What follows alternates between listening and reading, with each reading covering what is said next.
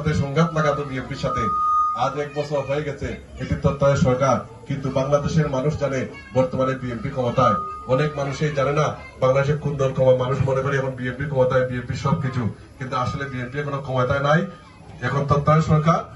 আগামী দিনে আপনাদের যদি ভোট দেন, আপনাদের ভোটে একটি সরকার নির্বাচিত হবে, সেই সরকার হবে বাংলাদেশ জাতীয়তাবাদী দলের।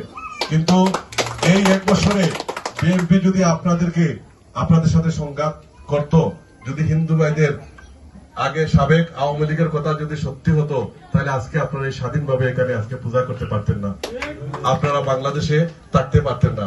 কিন্তু সেই কথাটা ছিল ভুল। কারণ বাংলাদেশের শহীদ রাষ্ট্রপতি জিয়াউর রহমানের দল গণতন্ত্রে বিশ্বাস করে, মানুষের স্বাধীনতায় বিশ্বাস করে, মানুষের বাক স্বাধীনতায় বিশ্বাস করে, মানুষের নিরাপত্তায় বিশ্বাস করে। এটাই প্রমাণ আজকে আমরা এখানে বলে যাচ্ছি।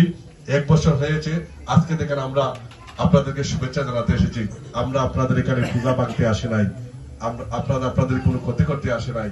কিন্তু আগে বলা হতো বিভিন্ন পূজায়, আমরা নিজের কানে শুনেছি আওয়ামী লীগের নেতারা যখন বক্তব্য দিত, দিয়ে বলতো যে হিন্দুদেরকে ভোট দিও না, বিএনপিকে ভোট দিও না, ভোট দিলে তোমরা বাড়িঘর থাকবে না, পূজা করতে পারবে না। কিন্তু আজকে সেই ভুলটা আপনাদের ব্যঙ্গক যে বিএনপি ক্ষমতায় গেলে আওয়ামী লীগ আপনাদেরকে যে ফ্যাসিলিটি দিয়েছে তার চেয়ে বেশি ফ্যাসিলিটি ইনশাআল্লাহ। এবং এই পূর্ব ফৈলনপুর সহ বালাগঞ্জ উপজেলা প্রত্যেক অঞ্চলে আপনাদের ভোটে বিগত 2001 সালে এই অঞ্চল থেকে আপনারা আমাদের সকলের প্রিয় নেতা, কোটি মানুষের প্রিয় নেতা এম ইলিয়াস আলীকে এই অঞ্চল থেকে আপনারা নির্বাচিত করেছিলেন। হয়তো নতুন জেনারেশন 20 বছর আগের খবর জানবে না। আপনারা যারা মুরব্বী রয়েছেন হিন্দু ভাইয়েরা, আপনারা দেখেছেন ইলিয়াস আলীর শাসন আমল। এই শাসন আমলে আমাদের বিএনপি কে যতটুকু ইলিয়াস আলী নিরাপত্তা দেয় নাই, তার চেয়ে বেশি নিরাপত্তা দিয়েছে এই বালাগঞ্জ উপজেলার হিন্দু ভাইদের প্রতি।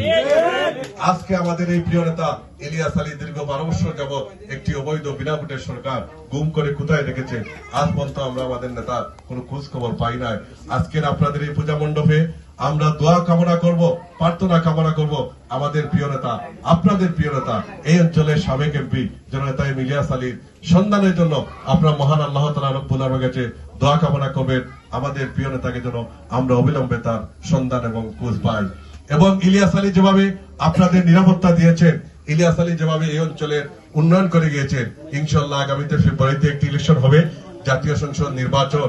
যে নির্বাচন আপনাদের ভোটের মাধ্যমে সংসদ সদস্য বা আপনাদের প্রতিনিধি নির্বাচিত হবে ভোটের মাধ্যমে, যেটা বিগত 15 বছর একটি অবৈধ সরকার জোর করে বাংলাদেশের জনগণের ভোটের অধিকারকে কেড়ে নিয়েছিল। এবং আপনারা জানেন, যারা ভোটে গিয়েছেন বিগত 15 বছর ভোট দিতে পারেন নাই, আপনাদের তারা মাইক বেঁধেছে, ভোটের আহ্বান করেছে, সেন্টারে গিয়ে দেখেছেন আপনাদের কোনো ভোট নাই, আপনাদের ভোট দেওয়া হয়েছে। সেভাবে আর বাংলাদেশ চলবে না, কারণ সেই অবৈধ সরকার, সেই মুনাফিক সরকার এই দেশ থেকে চলে গিয়েছে। আগামীতে কারণ জাতীয়তাবাদী দল গণতন্ত্রে বিশ্বাস করে, মানুষের স্বাধীনতায় বিশ্বাস করে, যার কারণে আগামী ফেব্রুয়ারিতে যে নির্বাচন হবে, সেই নির্বাচন হবে আপনাদের সকলের মতামতের ভিত্তিতে। আমরা যেহেতু জাতীয়তাবাদী দল 3বার ক্ষমতায় গিয়েছে, আপনাদের ভোটে আপনাদের সেবা করার জন্য আমরা আশা করি এবং বিশ্বাস করি আগামী দিনে আপনাদের ভোটে এই অঞ্চলে আমাদের দানের শেষ হবে প্রার্থী বিপুল ভোটে নির্বাচিত হবে। এবং নির্বাচিত হলে আজকে আমি জাতীয়তাবাদী দলের পক্ষ থেকে একজন প্রতিনিধি হিসেবে বলতে চাই, আপনারা যেভাবে ইলিয়াস আলীর আমলে এই অঞ্চলে নিরাপদ ছিলেন, আগামী দিনে আপনারা ভোট দিয়ে ইনশাআল্লাহ দানের শেষ এমপি কে নির্বাচিত করবেন। আপনাদের নিরাপত্তা, আপনাদের উন্নয়ন যেভাবে বিগত হয়েছিল তার চেয়ে আরো বেশি বেশি করে পাবেন। এবং শহীদ রাষ্ট্রপতি জিয়াউর রহমান সাহেবের ছেলে তারেক রহমান যদি বাংলাদেশে প্রধানমন্ত্রী হয়, আমরা বিশ্বাস করি বাংলাদেশ একটি উন্নয়নশীল দেশ হিসাবে গড়ে তুলবে। এবং দেশের স্বাধীনতা সার্বভৌমত্ব রক্ষা করতে সবসময় বাংলাদেশ জাতীয় দল আপনাদের পাশে রয়েছে। আগামী দিনে এর চেয়ে বেশি সাহায্য সহযোগিতা নিয়ে আপনাদের পাশে আমাদের দলের পক্ষ থেকে আমরা আসবো ইনশাআল্লাহ।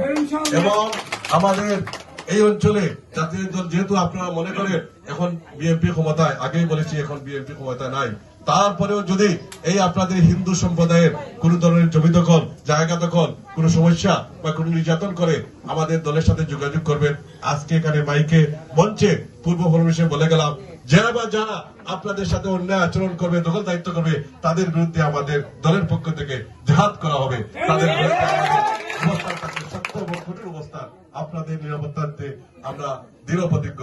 এবং আজকের এই শান্তি উৎসবে আমাদেরকে এখানে বক্তব্য দেওয়ার সুযোগ করে দেওয়ার জন্য আপনাদের পূজা মণ্ডপের সকল কর্মকর্তাবৃন্দকে, হিন্দু ভাইদের সকল নেতৃবৃন্দকে আমার ব্যক্তিগত পক্ষ থেকে এবং বাংলাদেশ জাতীয় দলের পক্ষ থেকে আন্তরিক অভিনন্দন এবং কৃতজ্ঞতা জানাচ্ছি।